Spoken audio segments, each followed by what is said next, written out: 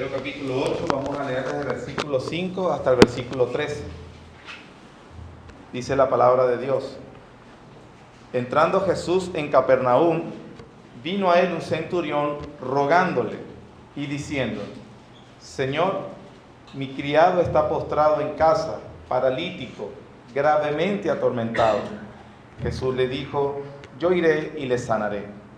Respondiendo el centurión y dijo: Señor, no soy digno de que entres bajo mi techo, solamente di la palabra y mi criado sanará. Porque también yo soy hombre bajo autoridad, y tengo bajo mis órdenes soldados, y digo a este: ve y va, y al otro: ven y viene, y a mi siervo: haz esto, y lo hace. Al oírlo Jesús se maravilló y dijo a los que le seguían: de cierto os digo que ni aun en Israel he hallado tanta fe. Y os digo que vendrán muchos del oriente y del occidente, y se sentarán con Abraham e Isaac y Jacob en el reino de los cielos. Mas los hijos del reino serán echados a las tinieblas de afuera. Allí será el lloro y el crujir de dientes. Entonces Jesús dijo al centurión: ve, y como creíste te sea hecho. Y su criado fue sanado en aquella misma hora. Como hemos estado viendo ya las últimas semanas, estamos en una sección donde Mateo no nos narra cronológicamente los actos de Jesús, sino que agrupa estos milagros específicamente con un propósito. Ese propósito en mente es recordar a sus lectores originales, los judíos en este caso, que este Jesús al que él está hablando es el Rey prometido en las Escrituras, y que este Rey regresará con gran poder y majestad para juzgar a todos los hombres. Con ese propósito en mente es que Mateo precisamente organiza su evangelio y de manera temática, de tal manera que cada parte de este evangelio, además de ajustarse a su propósito principal, nos va a mostrar aspectos de este Rey Mesías. En el bloque anterior, que está desde el capítulo 5 hasta el capítulo 7, que habla el famoso llamado Sermón del Monte, Mateo agrupó algunas enseñanzas para mostrarnos la autoridad de Jesús en cuanto a la interpretación de la ley. El Señor Jesucristo en este sermón mostró una autoridad como ningún profeta legítimo hasta el momento conocido por el pueblo de Israel no había manifestado. Ni siquiera el mismo Moisés, uno de los mayores profetas y más respetados y honrados por los judíos. Todos los profetas, todos los legítimos profetas, siempre que fueron a anunciar lo que Dios les decía, introducían su sermón con la siguiente frase: así dice el Señor. Por supuesto, todo el mensaje venía con toda la autoridad divina, pero con esta introducción el profeta tenía cuidado de que lo que iba a decir no era un mensaje propio, sino que un mensaje venido de parte de Dios, por lo tanto autoritativo para sus oyentes. Pero Jesús no introdujo sus sermones de esa manera. Jesús lo introdujo de la siguiente forma, como nos dice Mateo: oíste que fue dicho, pero yo os digo, y lanzaba una interpretación de la ley divina. De esta manera, él estaba siempre, o Mateo, poniéndonos ese aspecto de la enseñanza de Jesucristo. Él está entonces mostrando que él tenía una autoridad como nadie la había manifestado anteriormente. Esa sección Mateo la termina diciendo: la gente se maravillaba de su doctrina porque enseñaba como alguien que tenía una autoridad que no había manifestado nadie antes. Mateo en la siguiente sección, capítulos 8 al 9, seguirá mostrando esos aspectos de esa autoridad y pretende llevar a sus lectores a que cuestionen, se pregunten: ¿quién es este Jesús? Para que cuestionándose lleguen a la conclusión precisamente que tiene Mateo: Jesús es Dios. En los milagros que hemos visto, nosotros vimos la semana pasada el milagro sobre la sanación de un leproso. Acabamos de leer sobre la sanación del siervo de un centurión. Mateo entonces resalta la autoridad de Cristo en esta ocasión, a diferencia del bloque anterior, no solo sobre su enseñanza, que tenía una autoridad sin igual, sino que ahora él revela que Jesús, este Jesús, tiene una autoridad ahora sobre su creación. sobre las cosas que existen y que las personas pueden ver y las que no pueden ver también. Nosotros podemos ver que Mateo organiza su narración y nos lleva como en un crescendo. Un crescendo es como una pieza musical que va aumentando y desarrollándose en nivel, en intensidad, hasta llevar a la persona a un clímax. Mateo está haciendo eso precisamente a través de sus narraciones. Por ejemplo, él viene y sana a un leproso estando con el presente, lo toca y le dice: Señor, si quieres límpiame. Él lo toca, quiero, se limpio, y el leproso sana.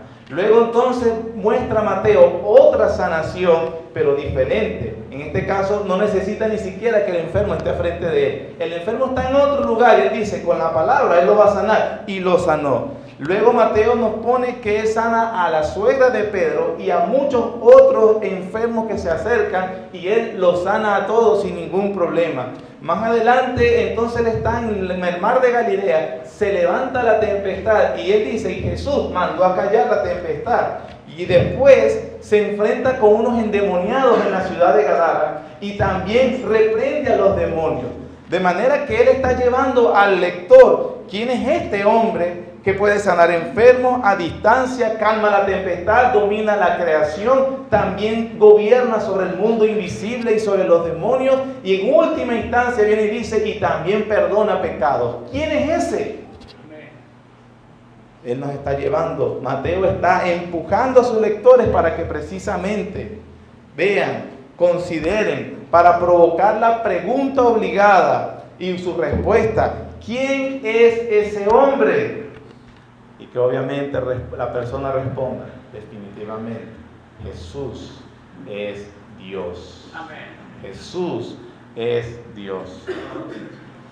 Pero entonces, para llegar a esa conclusión y haber cumplido ese propósito, Mateo también, o Dios, mueve a Mateo para que nos lleve a considerar cuál es la reacción que el autor se propone en sus lectores, en este caso en sus oyentes. Mateo entonces, con la narración de la sanación del siervo del centurión, quiere que como ellos y nosotros aprendamos cuál debe ser la respuesta adecuada ante tal pregunta: ¿quién es ese Jesús? ¿Quién es ese hombre Jesús?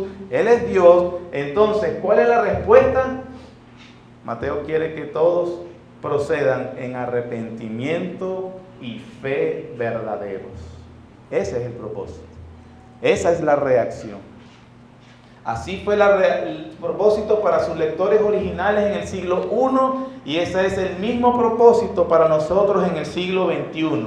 Todas estas narraciones no pueden dejar indiferente a nadie. Todos debemos tomar una decisión con respecto a la evidencia que nos grita desde las Escrituras y responder en consecuencia a la persona de Jesús. Ahora, hermanos, Dios es tan generoso, tan bondadoso, que no solamente nos grita y nos evidencia, nos grita y nos pone para que veamos quién es Jesús, sino que también nos avisa, que dice: bueno, ¿cuál es la respuesta que quiero? A verdadero arrepentimiento y fe. Y también nos va a explicar cómo es la fe verdadera, cómo es la fe genuina, de tal manera que ninguno de nosotros caiga en la terrible situación de creer que cree y en verdad no cree. En Juan capítulo 12, en el Evangelio de Juan, dice que después de que el Señor Jesús hacía ciertas obras y predicaciones, dice: desde ahí muchos judíos creían en Él, pero Él no creía en ninguno de ellos. También en Mateo 7 dice: muchos en aquel día me dirán: Señor, Señor, hicimos esto, aquello y lo otro. Y Él va a decir: nunca yo te conocí. De manera que eso es lo mismo que: Señor, yo estuve sentado domingo tras domingo en la iglesia bautista reformada de Barquisimeto, escuchando el sermón y cantando y haciendo muchas cosas. Y el Señor podría ser que escucháramos las terribles palabras: yo no te conozco. De aquí entonces la importancia de nuestro sermón, las características de una fe verdadera. El reconocimiento de la persona de Jesucristo implica una entrega absoluta y un seguimiento incondicional. Pero entonces Mateo nos va a decir a través de esta porción que acabamos de leer cómo es esa fe verdadera. Y que tú, mi amado hermano, también mi persona por supuesto, mirándonos en el espejo de la palabra de Dios, podamos ver realmente que lo que yo tengo es fe verdadera o no. La fe verdadera y el arrepentimiento siempre están ligados. Y si solo se deja en el plano de lo intelectual, sin demostrar o evidenciar una vida sometida a Él, la Biblia no reconoce esa fe. O mejor dicho, dice que no es una fe que salva ni un arrepentimiento para vida. Las características, lo vamos a ver con esta narración de la sanidad del siervo del centurión, cuáles son las características de la verdadera fe que el centurión demostró a medida que comprendía la autoridad de Jesús. El sermón entonces está en 3 partes, hermano. Vamos a ver, la fe genuina es humilde. Primer punto, la fe genuina es humilde. En segundo lugar, la fe genuina reconoce la autoridad de Jesús. Y en tercer lugar, la fe genuina y sus resultados. La fe genuina es humilde, la fe genuina reconoce la autoridad de Jesús. Y vamos a ver los resultados de una fe genuina. Abordemos el primer punto. La fe genuina es humilde. Vamos a leer versículos 5 y 6. Dice: entrando Jesús en Capernaum, vino a él un centurión rogándole y diciendo: Señor, mi criado está postrado en casa, paralítico, gravemente atormentado. Estos 2 versículos nos arrojan unos detalles interesantes. Dice que entrando en la ciudad de Capernaum. Mateo, en el capítulo 4, versículo 13, ya nos había mencionado esta ciudad Capernaum. Dice el versículo 13 de Mateo 4, dejando Nazaret. Nazaret fue la ciudad donde creció el Señor Jesucristo, pero una vez que comenzó su ministerio público, dice, dejando Nazaret, habitó en la ciudad de Capernaum. ¿Qué es lo que tenemos que entender de esta ciudad? Capernaum era una ciudad en la ribera del mar de Galilea. Capernaum gozó, hermanos, del enorme privilegio de ser la ciudad anfitriona del Dios encarnado. Capernaum fue entonces la ciudad que vio la mayoría de las obras y del ministerio del Señor Jesucristo en la tierra. En Capernaum habitó Jesús, la luz del mundo, el pan de vida. En Capernaum Jesús obró la mayoría de sus milagros, demostrando su divinidad. En esta ciudad tuvo el privilegio de tener a la segunda persona de la Santísima Trinidad en su estado de humillación. Es un privilegio enorme que tuvo la ciudad de Capernaum. Sin embargo, a la medida que también tenían mayor privilegio, eran mucho más responsables por la respuesta que tenía hacia él. Y lo que vemos en la Biblia de la ciudad de Capernaum es que esta ciudad rechazó al Verbo de Dios. Rechazó su autoridad. Menospreció al unigénito Hijo de Dios. Lo subestimó. En el Evangelio de Mateo se menciona la ciudad 4 veces. La primera la acabo de mencionar en Mateo 4:13. La segunda es la que nosotros acabamos de leer, que entró en Capernaum y el centurión se le acercó. La cuarta vez que se menciona la ciudad de Capernaum es cuando el Señor le dice a Pedro que vaya a pesque un pez, que va a encontrar en la boca unas monedas para pagar el impuesto de ellos. La tercera vez, que es la que yo quiero que vamos a ver un poco más detalladamente, es en Mateo capítulo 11, versículos 20 al 24. Mateo capítulo 11, versículos 20 al 24. Dice la Biblia: Entonces comenzó a reconvenir a las ciudades en las cuales había hecho muchos de sus milagros, porque no se habían arrepentido, diciendo, ¿cómo la reconvenía? Ay de ti, Corazín, ay de ti, Betsaida, porque si en Tiro y en Sidón se hubieran hecho los milagros que han sido hechos en vosotras, tiempo ha que se hubieran arrepentido en cilicio y en ceniza. Por tanto os digo que el día del juicio será más tolerable el castigo para Tiro y para Sidón que para vosotras. Versículo 23. Y tú, Capernaum, que eres levantada hasta el cielo, hasta el Hades serás abatida, porque si en Sodoma se hubieran hecho los milagros que han sido hechos en ti, habría permanecido hasta el día de hoy.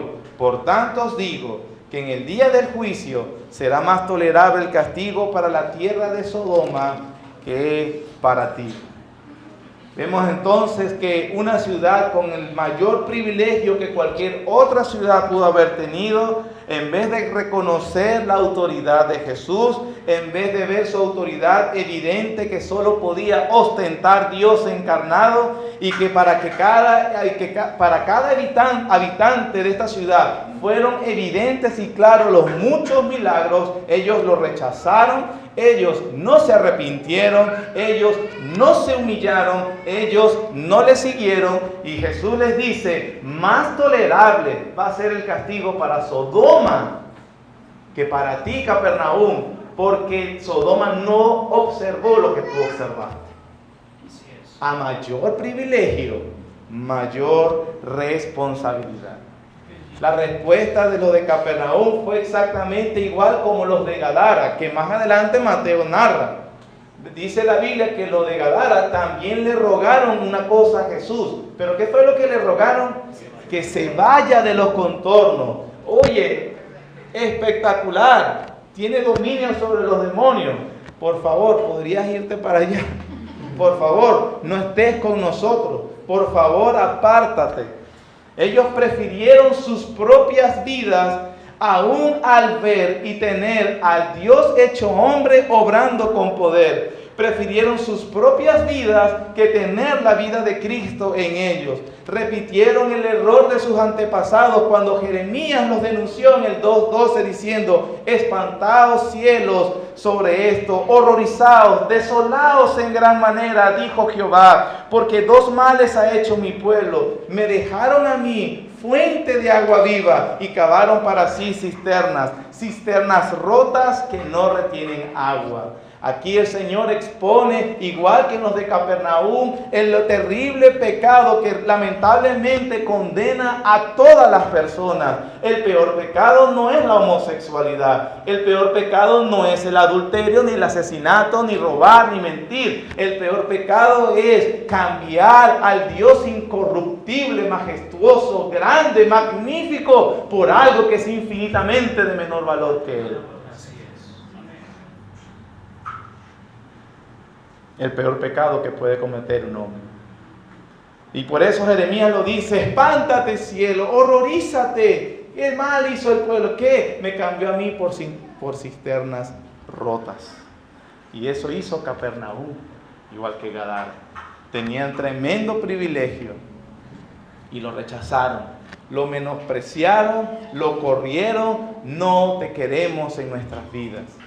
Sin embargo, en medio de tal suicidio espiritual, dice Mateo, vino un centurión romano, un gentil, un pagano. Mateo resalta precisamente las características de este hombre, un centurión, para provocar el asombro de su pueblo, que lo rechazó, mientras que un pagano lo buscó. Así como en el sermón anterior explicábamos que Mateo dice, se acercó un leproso, y el lector, ¿qué? ¿Un leproso? ¿Qué pasó con el leproso? Entonces está provocando la misma reacción en el lector judío. Un centurión, un romano, un pagano. ¿Y qué hizo Jesús con ese pagano? ¿Qué era un centurión? ¿Cómo debemos entender qué era un centurión? Un centurión era un oficial romano a cargo de 100 soldados. Por eso el nombre centurión, de centuria, de cargado de 100 personas. Un centurión, hermanos, era un hombre importante. Un centurión era un soldado de prestigio, un militar profesional del ejército romano. Se decía incluso que un centurión era la espina dorsal del ejército romano. Era un hombre con toda esa condecoración, prestigio, poder, pero dice Mateo, ese vino a Jesús como rogándole, suplicándole. Definitivamente, al tener en cuenta quién es Jesús y quién es este hombre, el lector o nosotros decir, un centurión vino rogando. ¿Por qué vino rogando? Y de paso en la ciudad que lo rechazó, en la ciudad de judíos donde él vino, como dijo Juan, a los suyos vino y los suyos no le recibieron. Igualmente otros lo despreciaron y lo subestimaron. Sin embargo, un centurión, un pagano, viene rogando. Observemos humanamente y describamos quién es Jesús en este momento, humanamente hablando. Es un carpintero, un judío, ni siquiera un aristócrata. Es un judío carpintero, parte del común. ¿Quién era el centurión? Ya lo acabo de describir. Pero este hombre llega en súplicas, humillado. ¿Por qué? Porque él vio en Jesús a alguien más que un carpintero. Él vio en Jesús a alguien más que un buen maestro. Él vio en Jesús a Dios. Y aquí la primera característica de la fe. Él fue humilde cuando reconoció la autoridad de Jesús. Vino rogándole. Hermanos, en la verdadera fe no hay lugar para la arrogancia. En la verdadera fe no se habla con petulancia. La fe se ha descrito inclusive como una mano vacía que se extiende para recibir algo. La fe verdadera surge de una persona que no confía en sí misma y se lanza humillada a los brazos de Dios. Hermano, ¿por qué el centurión con ese rango, con ese poder, va y se humilla de manera ante este carpintero? Un centurión no va con ruegos. Ustedes recordarán en la crucifixión del Señor Jesús, que se nos narra después, que un espectador viendo que el Señor va caminando con su cruz y un soldado raso le dice, epa tú, ayúdalo. No, yo estoy ocupado. No, es que lo ayudas. Y la gente tenía que obedecer. Un soldado raso, imagínate el poder militar, el poder, la autoridad que tenía el centurión. ¿Por qué él viene así? Lucas capítulo 7 nos describe la razón. Vamos al Evangelio de Lucas capítulo 7 versículos 1 al 5.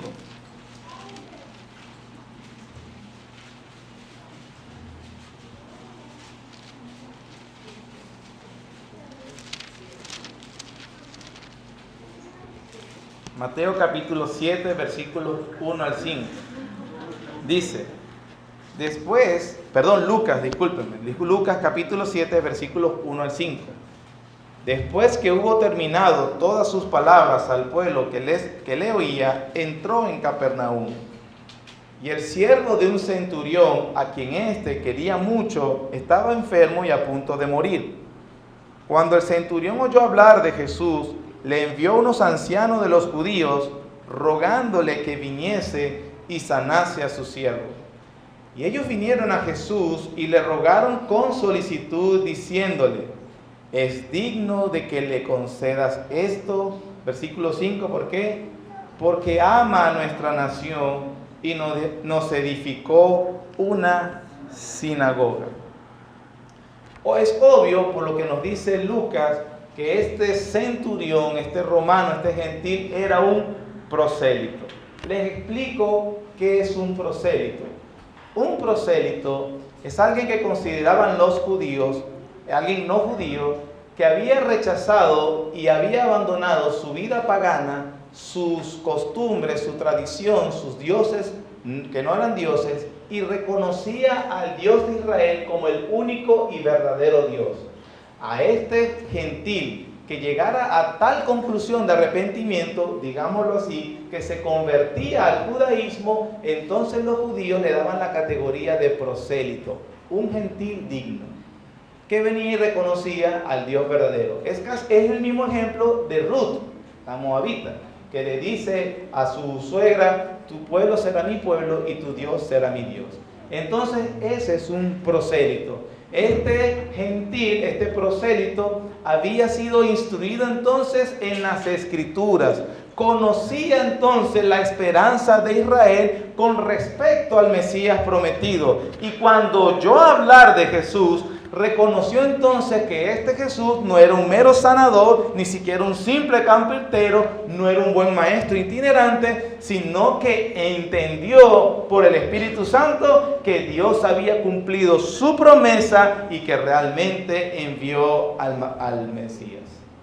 Entonces Mateo escoge bien sus palabras y dice que el centurión viene con ruegos, una petición. No le dice exactamente cuál es la molestia del ciego, sino que simplemente comunica que está en una angustia, que él tiene un dolor por causa de su criado.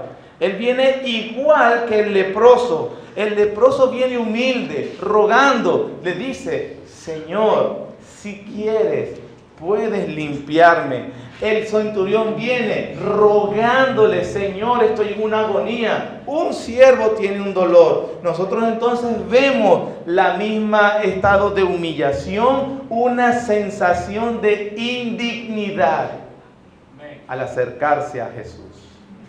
Cuando una persona realmente conoce a Jesús, como él dice la Biblia debe ser reconocido, esta persona experimenta una sensación de indignidad y no es capaz de pedir algo. El leproso sabe que no tiene por qué ser atendido y dice: Señor, te ruego, si quieres, puedes limpiarme. El centurión puede llamar a cualquier judío que venga y que me haga esto, pero él no, él le ruega: Señor, sana a estas personas. Vemos aquí entonces que la fe verdadera, por ser humilde, no exige nada de Dios. La fe verdadera no exige nada de Dios. Por más que estos dos hombres estaban convencidos de que Dios tenía el poder para ayudarlos, ellos no llegaron exigiéndole nada a Jesús. Ninguno de los dos razonó de esta manera. Típico. Dios es todopoderoso, tiene el poder para hacerlo, entonces tiene que hacerlo. No. Ninguno de los dos hace eso. Ninguno de los dos ve la fe como una fuerza que manipula y le amarra el brazo a Dios. Lo obliga a actuar, ya que yo declaré que eso debía pasar. No, eso no es fe.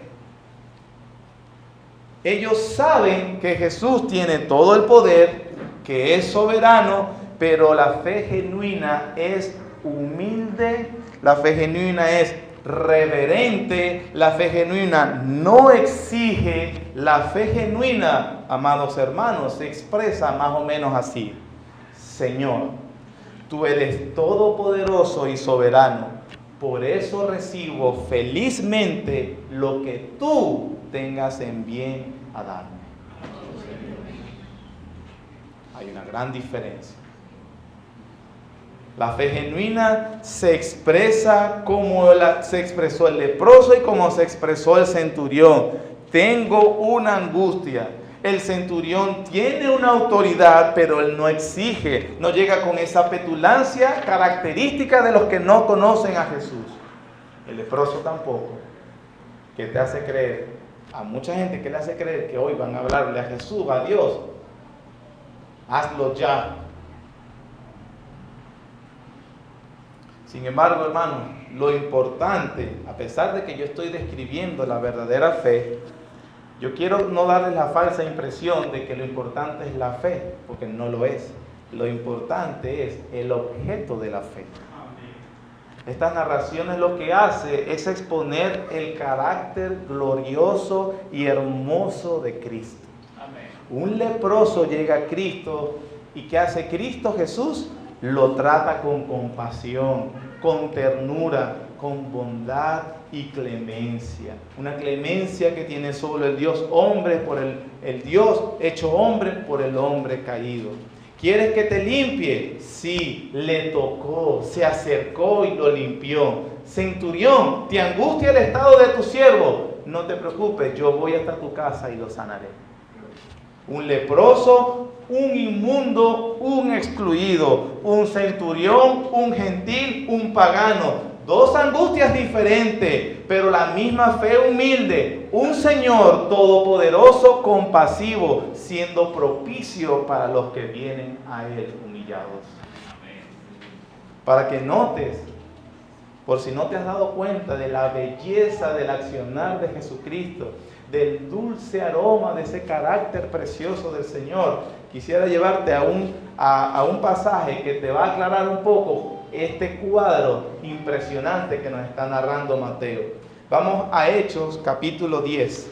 No pierda Mateo 7, vamos a Hechos capítulo 10. Para que veas lo que significa que Jesús haya dicho a un centurión, yo voy para tu casa y lo sano. Hechos capítulo 10, versículo 1. Hechos 10, versículo 1. Había en Cesarea un hombre llamado Cornelio. ¿Qué era Cornelio? Centurión de la compañía llamada la Italiana, piadoso y temeroso de Dios con toda su casa, y que hacía muchas limonas al pueblo y oraba a Dios siempre. Vemos que es el mismo rango que con el que habló con Jesús, pero también era otro prosélito, ya sabemos que es un prosélito. Versículo 24 del mismo capítulo. Versículo 24, esta es la conversación de Cornelio, el centurión y Pedro. Al otro día entraron en Cesarea y Cornelio le estaba esperando, habiendo convocado a sus parientes y amigos más íntimos. Cuando Pedro entró, salió Cornelio a recibirle y postrándose a sus pies adoró. Mas Pedro le levantó diciendo: levántate, pues yo mismo también soy hombre. Y hablando con él entró y halló muchos que se habían reunido. Versículo 18, escuchen las palabras de Pedro. 28, y les dijo: vosotros sabéis, ¿qué sabéis? Cuán abominable es para un varón judío juntarse o acercarse a un extranjero. Pero a mí me ha mostrado Dios que a ningún hombre llame común o inmundo.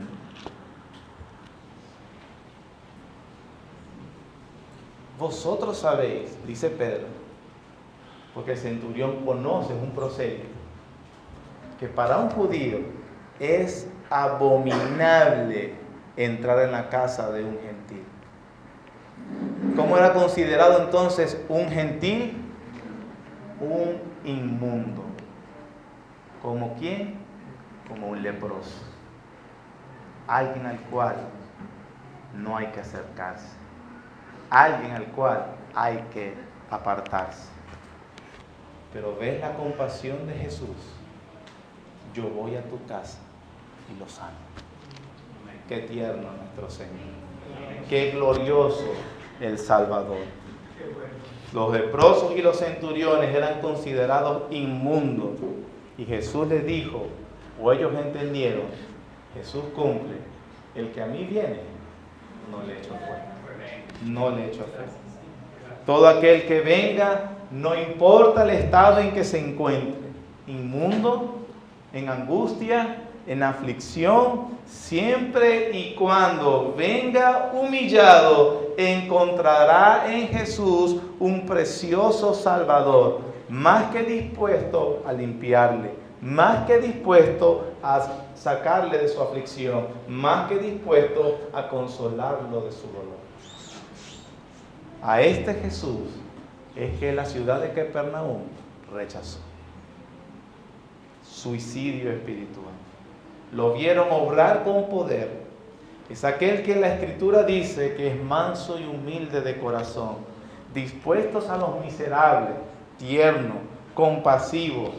Sin embargo, la ciudad, como muchos hoy, lo rechazan. Mateo capítulo 11, versículos 28 al 30.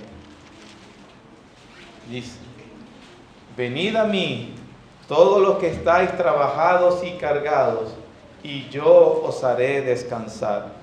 Llevad mi yugo sobre vosotros, y aprended de mí, que soy manso y humilde de corazón, y hallaréis descanso para vuestras almas, porque mi yugo es fácil y ligera mi carga. Hermano, este precioso Salvador, en la ciudad de Capernaum, que disfrutó del enorme privilegio de ser la anfitriona de él, lo rechazó. A mayor privilegio, mayor la responsabilidad. Lo mismo es para nosotros.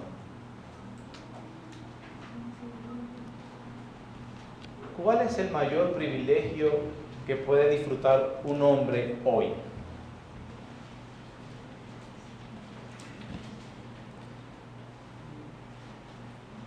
El mayor privilegio que cualquier persona pueda tener hoy es escuchar el Evangelio. Tener una Biblia traducida a su idioma. Disfrutar de una iglesia donde se predique fielmente la palabra de Dios. Todo el dinero del mundo nunca llevará a la plenitud a ninguna persona, en contraste con aquel que tiene instrucción bíblica verdadera. Pero ¿cuántos, al gozar de todo esto, han decidido mejor seguir sus propios impulsos, rechazar la dirección que le da el Espíritu Santo a través de la palabra de Dios predicada, elegir su propio camino sensual y mundano, igual que los de Capernaum le han rogado a Jesús que se aparte, que no quieren su señorío, que ustedes prefieren sus vidas miserables e inmundas que tener a Jesús en sus vidas?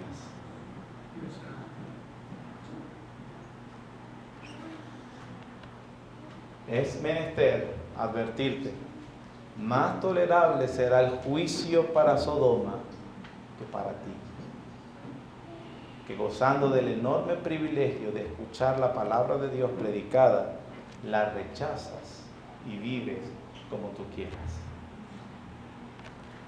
Por otro lado, vemos cuántos lugares hoy en día se reúnen para decirle a la gente que la fe es una especie de arma secreta que tenemos para maniatar a Dios y hacer lo que Él haga, lo que nosotros queramos.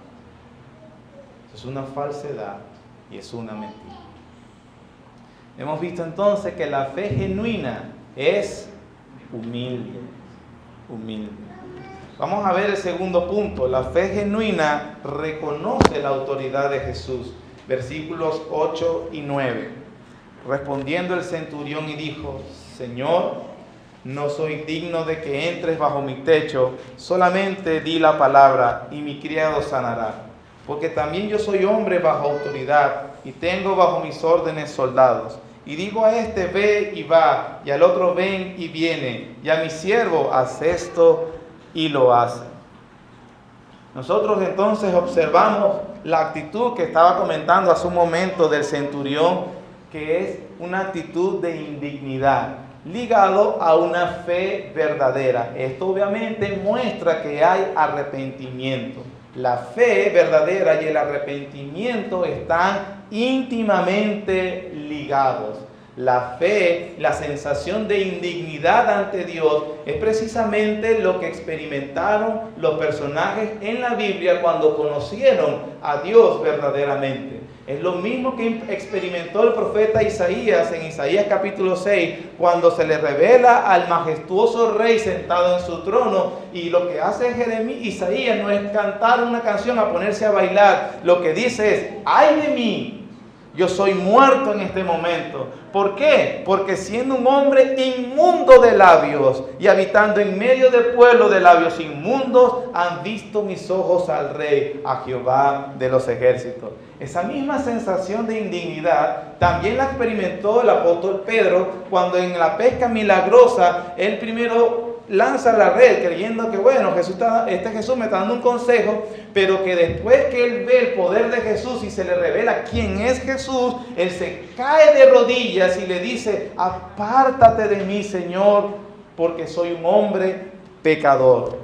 Isaías, Pedro, David, el hijo pródigo, el leproso y el centurión reconocieron su indignidad. Es un aspecto vital de la fe genuina. La fe genuina viene acompañada de arrepentimiento, y el arrepentimiento se ve por esa sensación de indignidad.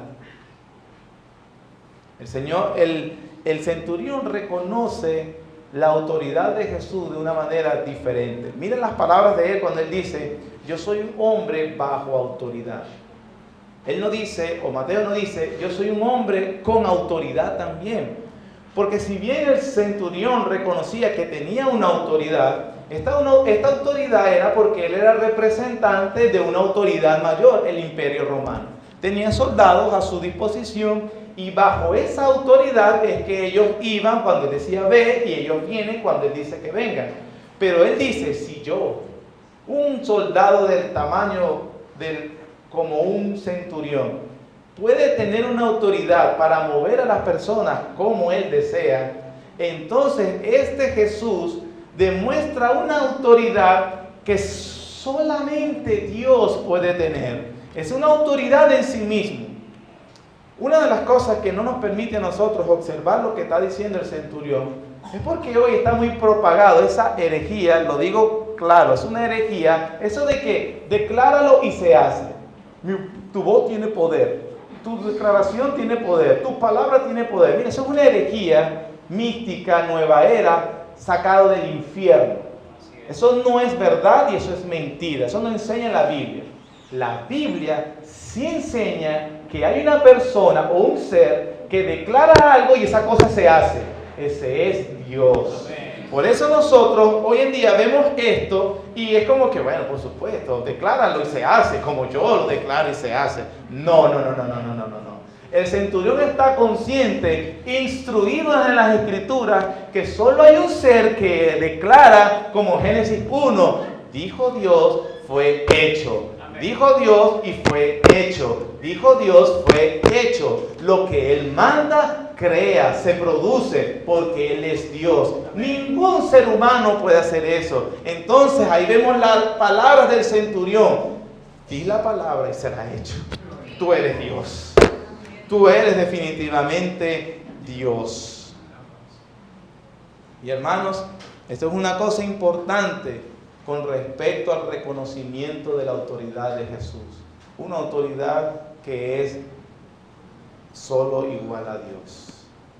Tanto es así, por eso el centurión, la fe es verdadera al ver esa autoridad, porque los demás personas que andaban con Cristo vieron mucho eso, pero en vez de reconocer esa autoridad divina, se la atribuyeron a propio Satanás.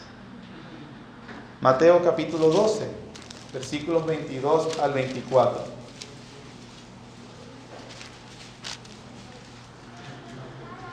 Entonces fue traído a él un endemoniado ciego y mudo, y le sanó de tal manera que el ciego y mudo veía y hablaba. Y toda la gente estaba atónita y decía: ¿será este aquel hijo de David? Note que Mateo precisamente se cumple el propósito que yo vengo diciendo hace varias semanas. Él está llevando a la gente que se cuestionen quién es él, y está cumpliendo su propósito. ¿será que este es el hijo de David? Versículo 24. Mas los fariseos al oírlo decían, este no echa fuera a los demonios, sino por Belcebú, príncipe de los demonios. Versículo 28. Dice el Señor, pero si yo por el Espíritu de Dios echa fuera de los demonios, ciertamente ha llegado a vosotros el reino de Dios. Estos fariseos vieron lo mismo que vio el centurión, pero lo rechazaron.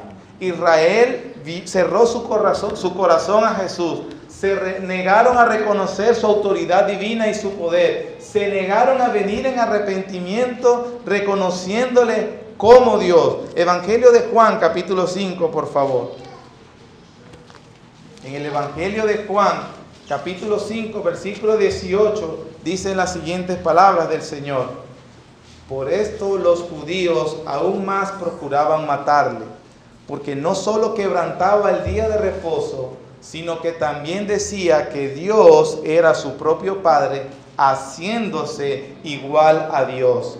Respondió entonces Jesús y les dijo, de cierto os digo, no puede el Hijo hacer nada por sí mismo, sino lo que ve hacer al Padre, porque todo lo que el Padre hace, también lo hace el Hijo igualmente, porque el Padre ama al Hijo y le muestra todas las cosas que Él hace, y mayores obras que ésta le mostrará, de modo que vosotros os maravilléis.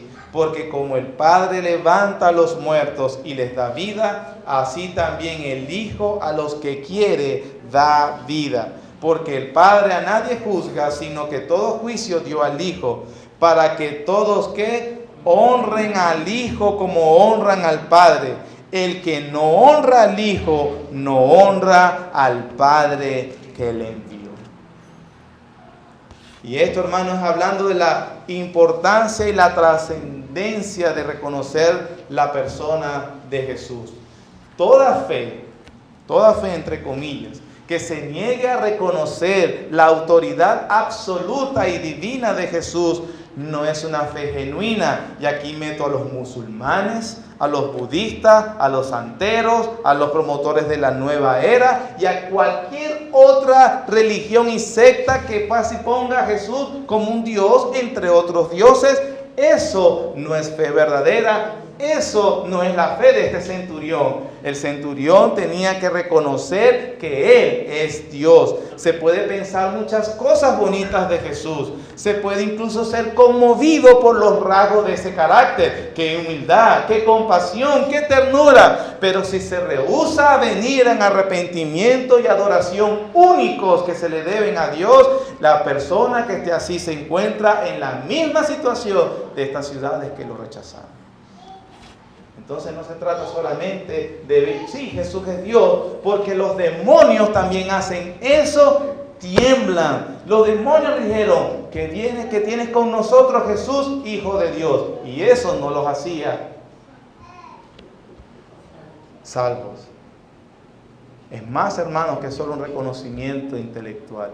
Es la entrega total de todo tu ser. Pero veamos la respuesta del Señor Jesús. Versículo 10. Al oírlo Jesús, ¿qué, hermanos? Se maravilló. Y dijo a los que le seguían, de cierto os digo que ni aún en Israel he hallado tanta fe. En los 4 evangelios, solo hay 2 partes donde dicen que Jesús se maravilló. Una es esta, se maravilló por ver tanta fe. La otra es en Marcos capítulo 6, versículo 6, se maravilló por la incredulidad de la gente. En una se maravilló ver tanta fe y en la otra se maravilló por tanta incredulidad. ¿Por qué? ¿Por qué es que el Hijo de Dios se asombró de ver fe? No es Dios. ¿No enseña la Biblia que la fe es un don de Dios y que Jesús sabía eso? ¿Por qué se maravilla? No dijo el mismo en Juan 6, todo lo que el Padre me da vendrá a mí. Nadie puede venir si el Padre no le trajere. O sea, Él sabe esta verdad. Porque dice Mateo que Él se maravilla. Quisiera pedirles por favor que mantengan a sus hijos quietos y en silencio, sentados. Cualquier inconveniente, siéntase en la libertad de salir, le da su tratamiento especial y entra. Pero voy a pedirle por favor que manténganse en orden y sentados, por favor. Les decía sobre por qué Jesús se maravilló.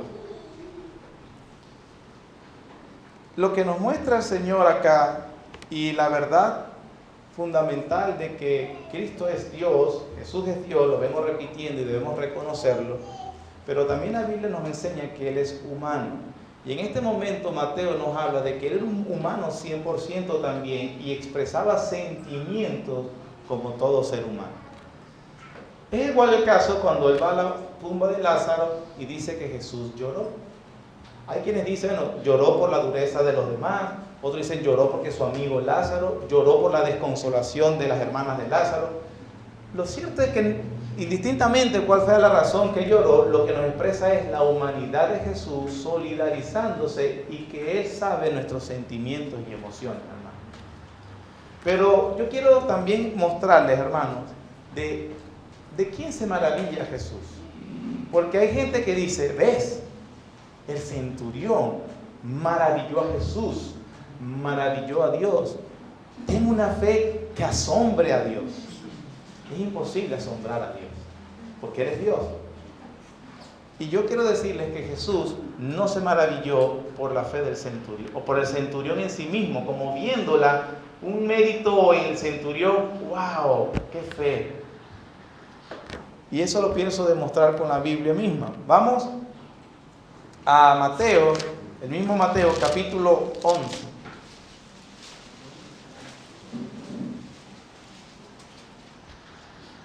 Mateo capítulo 11, versículo 23. Dice: Y tú, Capernaum, que eres levantada hasta el cielo, hasta el Hades serás abatida. Porque si en Sodoma se hubieran hecho los milagros que han sido hechos en ti, habrían permanecido hasta el día de hoy. Por tanto os digo que en el día del juicio será más tolerable el castigo para la tierra de Sodoma que para ti. Versículo 25. En aquel tiempo, respondiendo Jesús dijo, ¿qué dice?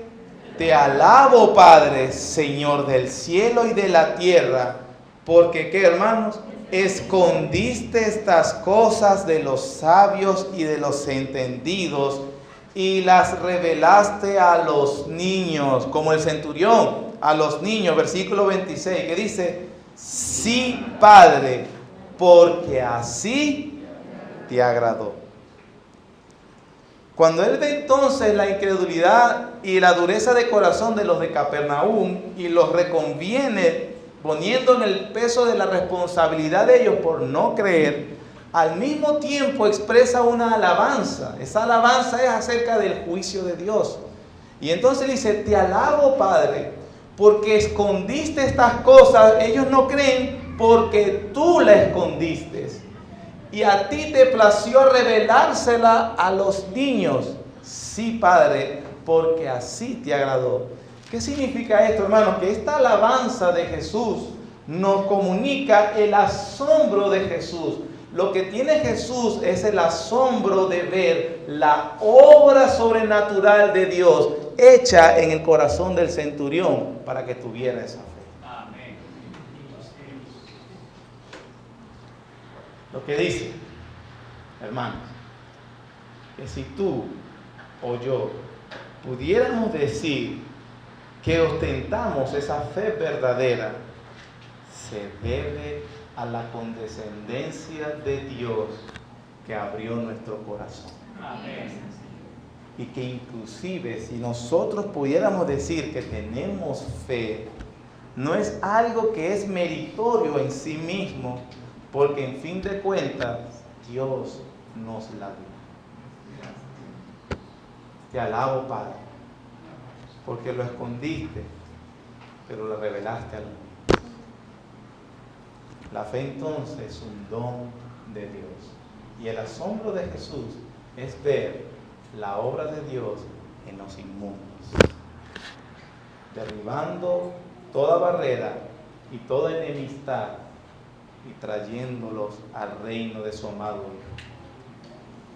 Entiende, hermanos, entonces, que al igual que el centurión, nosotros somos gentiles. Igual, porque no eres, a menos que tú tengas ascendencia judía.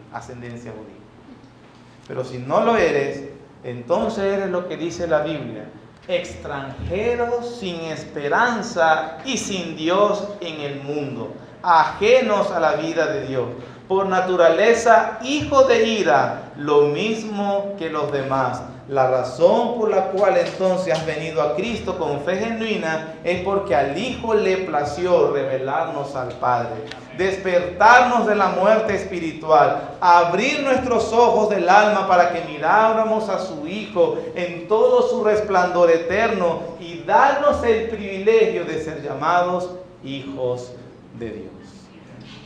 Juan capítulo 6.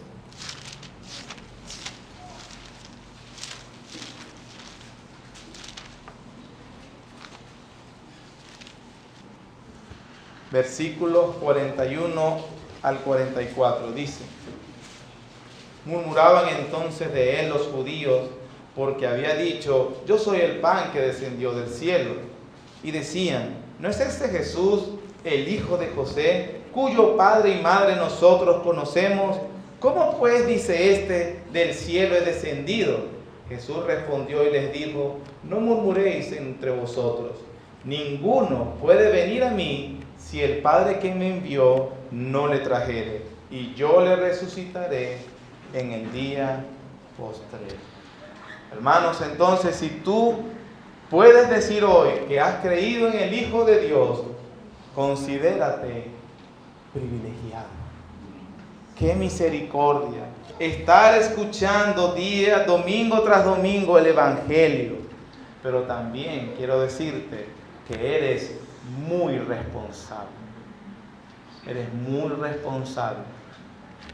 ¿Qué haces con el Evangelio? ¿Qué vas a hacer con esta predicación?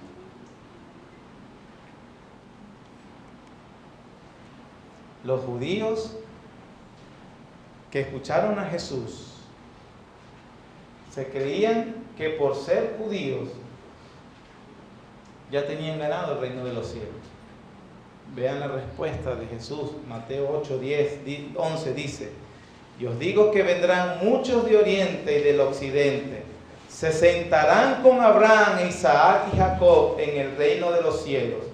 Mas los hijos del reino serán echados a las tinieblas de afuera. Allí será el lloro y el crujir de dientes. Nunca se ha disfrutado del reino de los cielos por ser parte de una denominación, por más reformada que ésta se llame, de ninguna etnia. No tienes asegurado el reino de Dios porque seas miembro de una iglesia bautista. No tienes el reino de los cielos asegurado porque pertenezcas a una familia cristiana. Niños, no tienes el reino de los cielos asegurado ni porque tu papá sea pastor. Si no vienes en fe genuina, humilde, reconociendo su autoridad, no tienes garantía de nada. Es necesario que vengas en arrepentimiento. Los judíos se les fue confiada la palabra de Dios, la estudiaban, la memorizaban y no creyeron. Ser parte de una iglesia bíblica no te garantiza nada. Tienes un gran privilegio, pero eres muy responsable. Mateo apuntó al orgullo étnico de sus lectores para que ellos escucharan el Evangelio y vinieran en fe genuina a Cristo. Hermanos, lo mismo hago yo. Apunto a nuestro orgullo de creernos que está garantizado para nosotros algunas cosas, y no es así. Si no tienes una fe genuina, humilde, en arrepentimiento, no puedes ver el reino de Dios. Quiera el Señor abrir tus ojos. Cuando el Señor así lo permita, veremos acerca de la sanidad. Con respecto a hoy, quiera el Señor producir en nosotros la fe. Madre del Señor y Padre Celestial, como nuestro mismo Señor nos enseña en su palabra, te alabamos porque tú escondes estas cosas de los sabios y entendidos. Y a ti te place, Señor, revelarla a los niños, porque así te agradó, Señor. Por eso te rogamos que nos deje entonces la ingenuidad y la inocencia que tienen los niños para abrazar a Cristo de todo corazón, para que podamos verlo realmente como tu palabra lo indica, el único Dios verdadero hecho carne, Señor, para morir en la cruz en sustitución por su pueblo. Y que, Señor, viendo, Señor, con nuestros ojos, con los ojos del alma, realmente la belleza, la majestad y la divinidad de Jesús, Señor, que nosotros vengamos en fe genuina, verdadera y arrepentimiento. Gracias, Señor, porque somos indignos de acercarnos a ti, pero la razón por la cual podemos inclinar nuestros rostros y hablar es porque Jesucristo ha sido propicio a nuestros pecados. Alabado seas por eso, Señor. Dios ayuda y llama eficazmente a aquellos que están muertos espiritualmente. En el nombre de Jesús. Amén. Amén.